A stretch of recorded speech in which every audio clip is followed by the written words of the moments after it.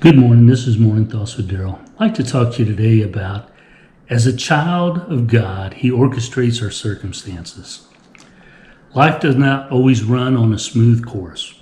As a child of God, we are promised to go through trials in our lives.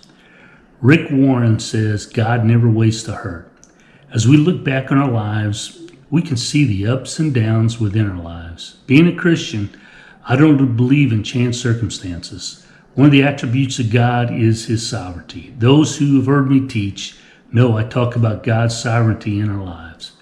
I put my faith and trust in a God who orchestrates the events of our lives.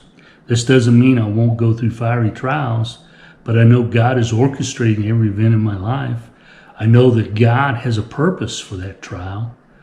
I don't always know God's purpose in what I'm going through, but I trust in that God tells us in Romans 8. God works for the good of those who love Him. And this is in Romans chapter 8, verse 28. And we know that in all things God works for the good of those who love Him, who have been called according to His purpose. This verse strengthens my faith in God's sovereignty.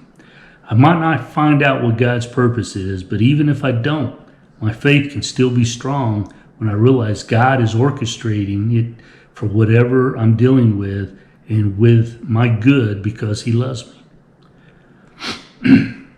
When you go through life with trust in God's sovereignty, you can go through anything. So no matter what you're dealing with in life, remember God is in control and He has the purpose for you going through that trial. In Proverbs chapter 16, verse 33, it reads, "A lot is cast into the lap, but its every decision is from the Lord." And then I'd like to close with Ephesians chapter 1, verse 11. "In Him we have obtained an inheritance, having been predestined according to the purpose of Him who works all things according to the counsel of His will." You guys have a wonderful day.